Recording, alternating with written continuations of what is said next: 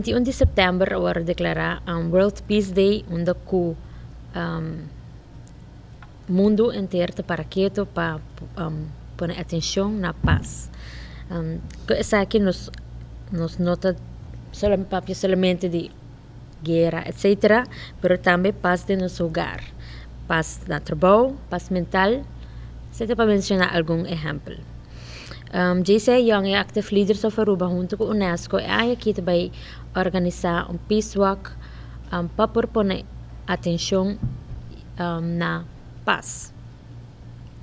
E peace walk aqui, para algum aí acaba, JCI Yala organizar uma atividade e para aqui junto com a UNESCO nós também fazer peace walk dia 21 de setembro venidero que é Biarna.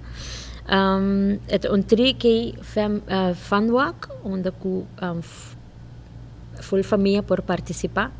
Nós start na Linear Park, na Aruba sign, dus onde tem o nome de Aruba, de Lantitak of the town, e já nós estamos bij arriba, richting brandweer e bem back above. Depois de walk, nós estamos aglomerar na Plaza Betico Cruz, e nós estamos forma human peace sign e acaba caminata de maneira ameno com o participante, com o bebê, algo de comer e também nós saca prêmio de door prizes para turco participar junto conosco. Nós põe atenção riba peace, nós pedimos também para o participante bina blanco, color de paz e se quer mais informação of tickets, tickets na valor de 5 florin por hasi isa que via Facebook page de JCI Young Active Leaders of Aruba of por llama na 569-8177 qual tá número de mi persona Rosalind Mana e nos por provide tickets now.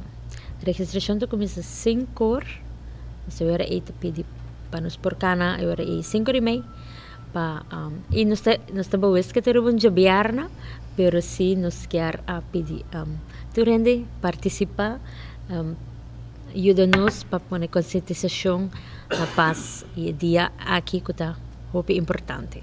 O tema aqui está para celebrar o 70 aniversário da Declaração Universal de Direitos Humanos. A Declaração Universal de Direitos Humanos é um documento sumamente importante para a história de nossa humanidade. A Declaração Universal é o documento que é o mais traduzido no mundo. Está obtenível em 5 idiomas, inclusive papiamento. Riba a Facebook page de UNESCO Aruba, vou por lesa essa aqui. El aguardo traduzido do senhor Ramon Tot Danderey. Vai ter vista, está 30 artículos, não por ler para Bosanang, mas está obtenível em nosso Facebook page. Essa aqui é Arubiano, o website